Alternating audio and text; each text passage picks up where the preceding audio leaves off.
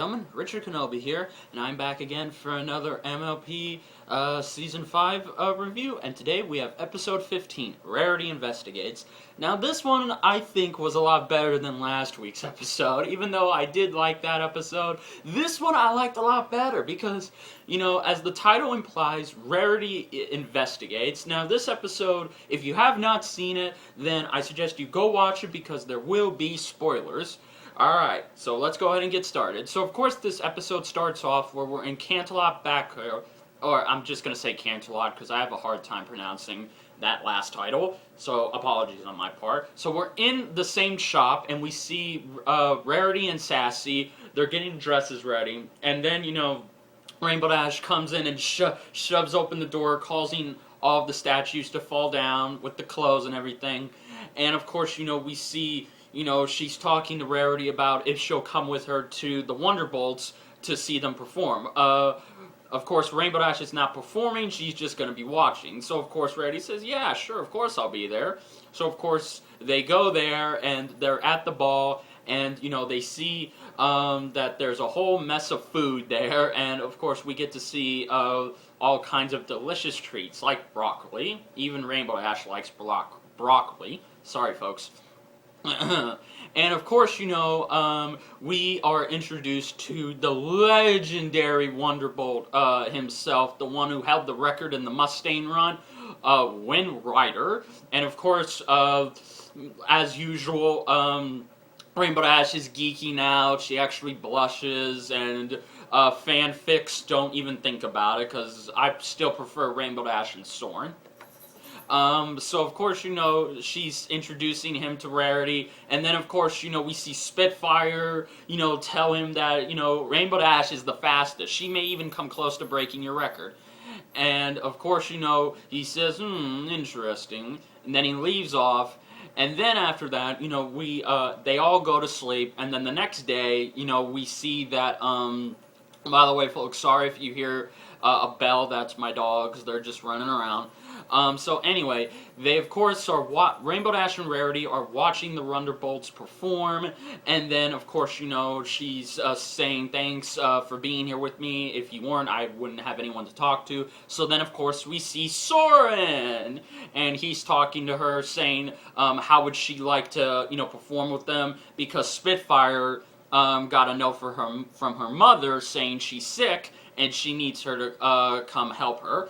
So of course, you know, Rainbow Dash does this awesome dance, which she's excited, and of course, you know, we see her perform with Wind Rider and the Wonderbolts, and then all of a sudden, you know, Rarity's looking by, and we actually see Spitfire's mom, and everyone's confused because she said, shouldn't you be sick? You sent a note to Spitfire, and her mom said, I did not send that note. So, of course, you know, this causes a huge debate. And then, of course, they all blame Rainbow Dash.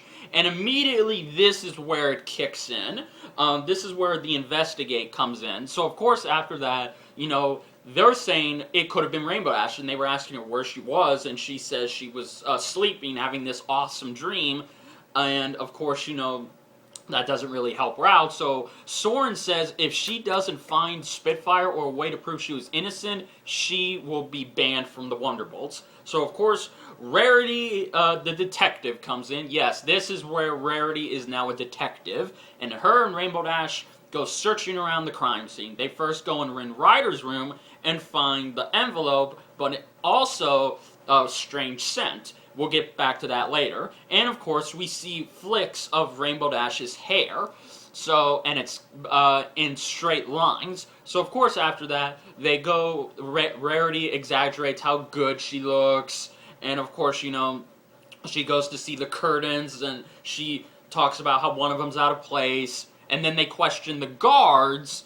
And by the way, also, I'm gonna sound stupid for not mentioning this, we actually get to see, this actually turns into a film noir episode, because every moment we'll see black and white over the color. It'll switch. It's mainly black and white, and it looks so good. It's like they're in Sin City, or they're in a 1920s film, and of course Rarity does a 1920s accent, and it's so cool to see, you know, a film noir episode, a classic 20s noir episode. So that was good. I love seeing the black and white over this. It looked very good. In fact, yes, it's kind of ironic because my video will probably be in black and white. But anyway, so of course they question the guards when Rainbow Dash can't get anything out of them. You know, Rarity seduces them, which she did to the postman who forgot her stuff. Oh god.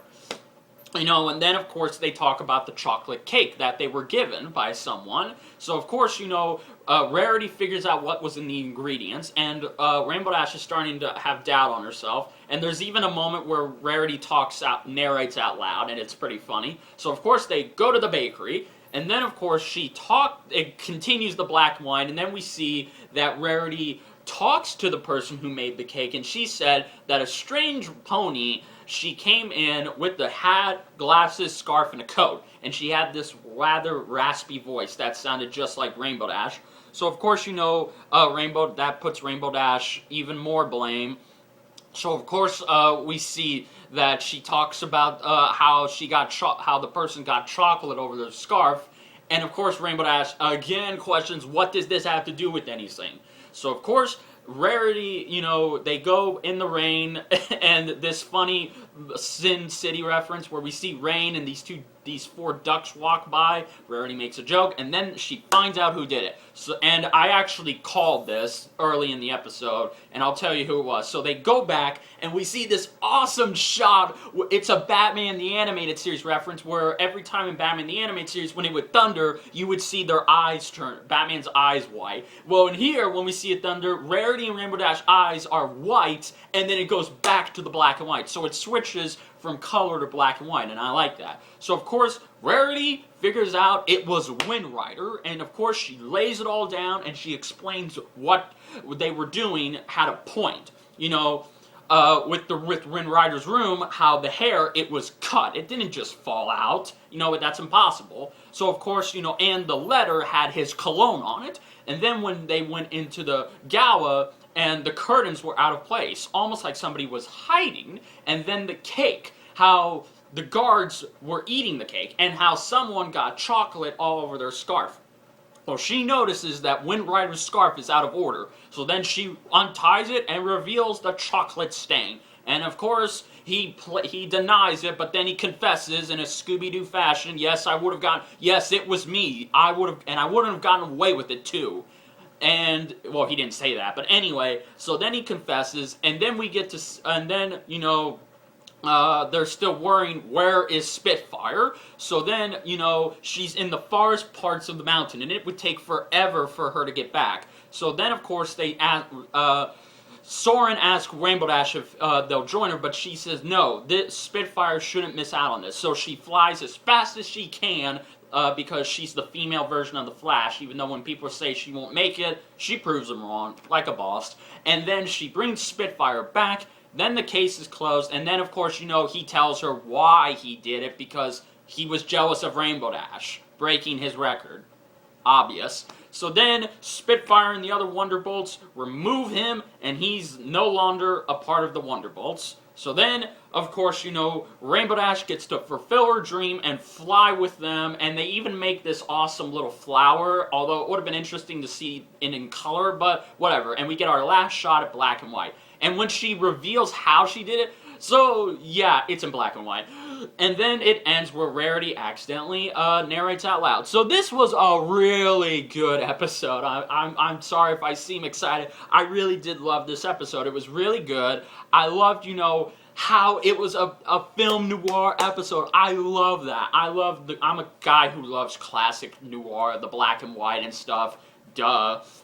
And of course, you know, I liked how, you know, this was probably Rarity's best episode, you know. I liked, you know, how there was even at one point where it was trying to trick you that it wasn't Wind Rider.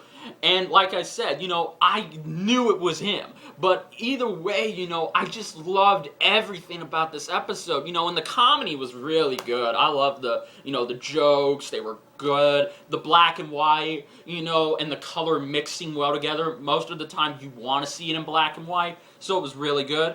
And I pretty much, liked everything else about this episode. I don't know what to say. This was a really, really damn good episode. And, if you have not seen this episode, then go watch it. It is really the best. And it's probably now in my top 10 favorites. So really good episode. And I cannot wait for next week when we're going to get both. We're going to get, we'll be getting the new episode and the friendship games. The friendship games will come on first, and then the new episode. So you're pretty much going to be getting double takes from both Hasbro and me. So yeah, guys, overall that was my review of MLP Season 5, Episode 15, Rarity Investigates. What did you think of this episode? Did you like it? Was it just okay to you? Please let me know. And if you enjoyed this review, please like, comment, and subscribe. And until then, bronies and Pekka sisters, this is Richard Kenobi saying, may the Force be with you. Later, guys.